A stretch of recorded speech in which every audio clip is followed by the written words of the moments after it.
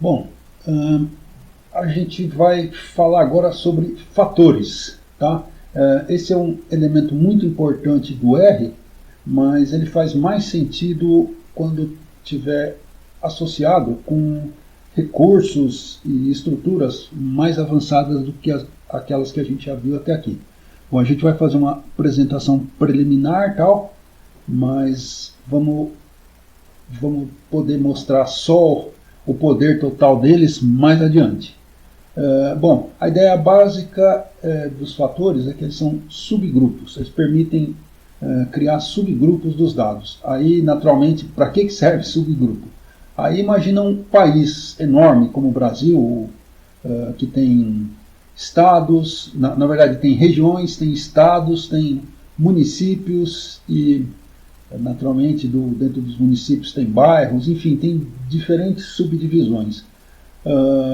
E aí, às vezes você quer estudar o país como um todo, mas muitas vezes você vai querer estudar por subconjuntos deles, estados e assim por diante.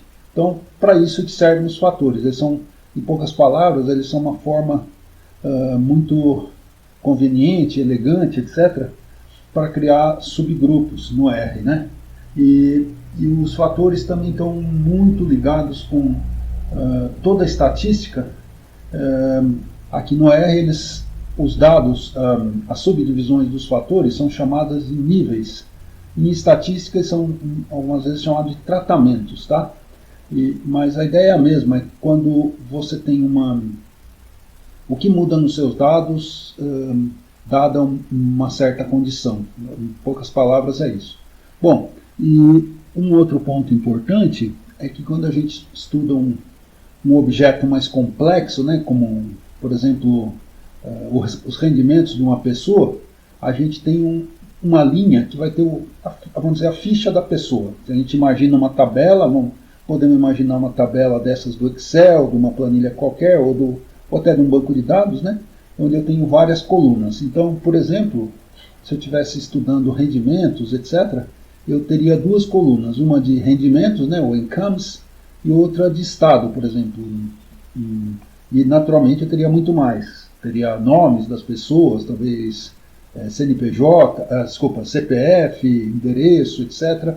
Mas essas são duas características. Naturalmente, aqui não está tendo uma tabela. A gente ainda não aprendeu a ver tabelas no R, né? Mas aqui estão dois vetores. Considerando que isso aqui é o mesmo pacote de dados, esses dois vetores, né, que são a estrutura que a gente aprendeu até aqui, teriam que ter os mesmos elementos. Então vamos ver se isso é verdade. Vamos rodar esse programa, tá? Factors 01R, né? 0, 1, 10, 1, como que é? ou 1, R, né? Alguma coisa assim. E vamos rodar linha por linha. Então, se a gente esqueceu que para rodar linha por linha é Ctrl Enter, tem aqui a colinha rapidona, né? Tá? Você nem precisa vir no menu, etc. Né? Basta parar o mouse sobre o botão, né, que é a ferramenta, e ele já diz lá embaixo qual que é o atalho, Ctrl Enter. Então vamos lá, Ctrl Enter. Tá. Bom, uma coisa interessante é o seguinte, que o R, apesar do Ctrl Enter naturalmente se referir à primeira linha, o R por conta própria foi procurando para as linhas de baixo até terminar essa expressão. Como essa expressão começava aqui com C parênteses esquerdo, ele foi até aqui embaixo onde tinha o parênteses direito e fechou. Tá? E aí ele simulou, né, o que seria se a gente tivesse digitado todas essas coisas na mão. Tá? É uma coisa bacana, porque já está pronto aqui, eu colei de algum lugar, não precisei digitar, mas nem precisei ficar aqui tec aqui no vídeo, já está pronto. O R já fez isso por mim. Se eu fosse digitar, ele faria uma análise semelhante, quer dizer, ele olharia que essa linha não terminou, ele jogaria aqui embaixo esse outro prompt, tá? Esse primeiro prompt quer dizer, esse primeiro sinal aqui de maior, quer dizer, eu estou esperando um comando seu. Aqui o sinal de mais quer dizer, estou esperando você terminar o seu comando. Aí ele vai, estou esperando terminar. Eu bato Enter e ele fala, terminou, beleza. Tá. E aí ele já fez alguma coisa, que foi naturalmente criar um vetor de números, tá? Numérico. Ou, em termos do R, isso aqui é um dado do tipo dupla precisão. Tá?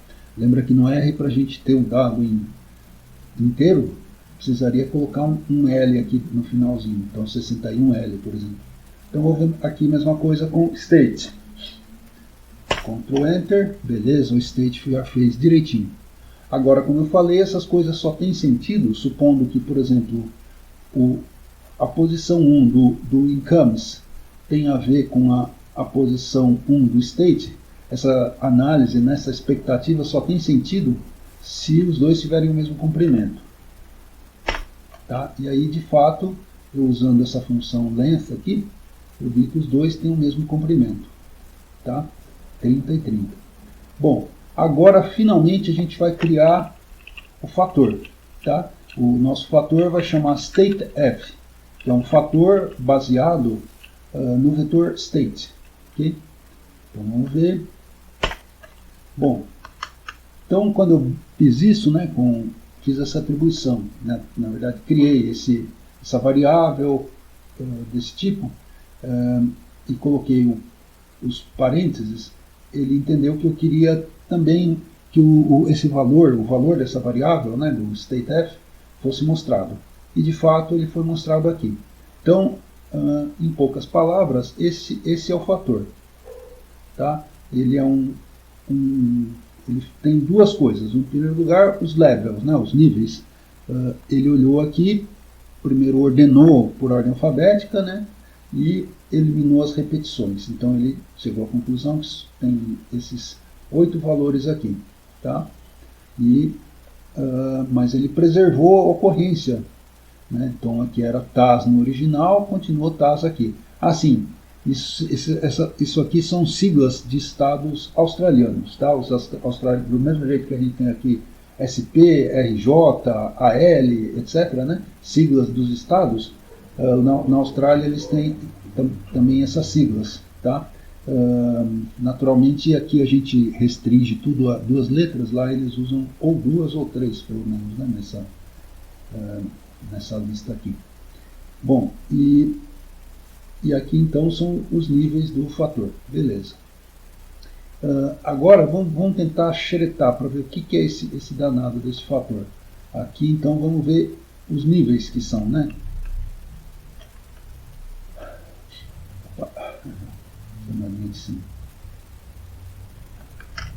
Níveis, é isso mesmo, né? Não tem novidade. Agora então vamos ver o número de níveis. Beleza, 8, ele contou para a gente. E aí vamos fazer um sumário desse fator. O que é esse sumário? Ele vai dizer para a gente que tem 2 dados que são do tipo ACT, né? 2 posições que são do tipo ACT, 6 com valor NSW e assim por diante. Okay? Bom, vamos ver mais uma coisa do fator, que é o tal do comprimento. Né? Vamos ver o comprimento dele, se todo mundo tem o mesmo comprimento. Perfeito, todo mundo tem. Quer dizer, o fator, então, tem um fator para cada um dos estados e das rendas. Okay? Agora vamos ver qual que é o modo de armazenamento desse fator. Então, a gente vem aqui, deixa o cursor parado aqui, numérico. Opa, será que o fator, no final das contas, é um vetor numérico só? A gente bate class e vê que não. Ele é um tipo, né, uma classe. Por enquanto, para a gente pode pensar que é uma estrutura opaca, que a gente não sabe bem o que tem lá dentro, mas é uma coisa à parte, que vai ter métodos à parte, por exemplo, não vai ter soma, mas vai ter levels e assim por diante. Mas aí a gente pode dar uma xeretada, olhar os ângulos desse fator. Então, o primeiro ângulo é o S-numeric. Tá? Aí ele mostra para a gente esses fatores, que esse fator é um vetor de números. Ué, mas para que serve isso? Então vamos lá. Então aqui, ó, primeira posição, 6. Tá? Essa linha aqui vai ser mais esclarecedora, mais matadora. Ó. Então a primeira posição, ele está dizendo que tem um 6. Se a gente olhar... Opa, Se a gente olhar nessa estrutura aqui de níveis, vai 1, 2, 3, 4, 5, 6. Vai ser o TAS. Ou seja, o que ele está fazendo para a gente? Ele primeiro criou uma estrutura ordenada, sem repetição, que é essa de levels aqui que a gente viu, né?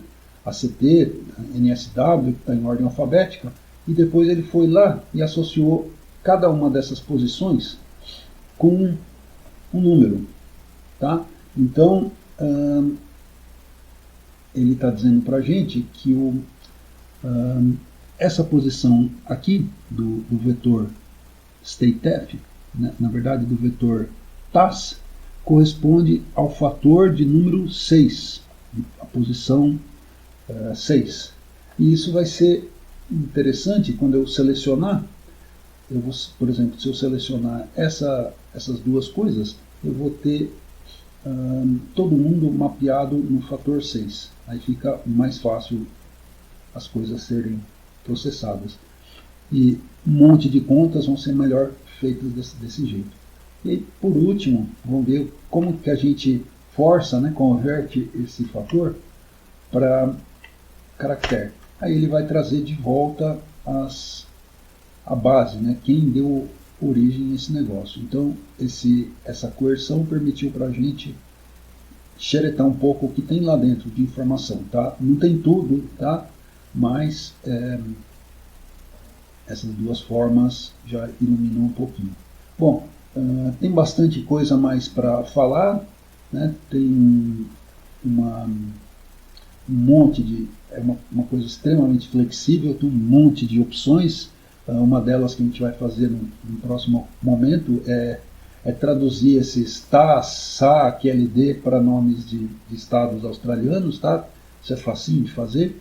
E de maneira geral, os fatores são uma estrutura muito flexível. Ainda antes da gente, como se diz, associar eles com uma estrutura maior, no caso as data frames, né, os pacotes de dados, ou literalmente moldura de dados, ainda tem algumas coisas interessantes que a gente pode fazer com esse tipo de dados isoladamente.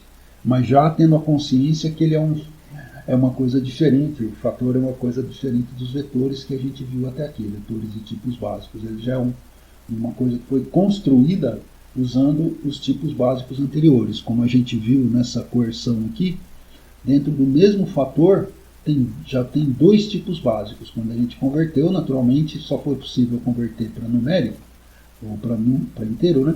Porque o fator dentro dele tinha números. E do mesmo jeito só foi possível converter para caractere, porque dentro do fator tinha caracteres.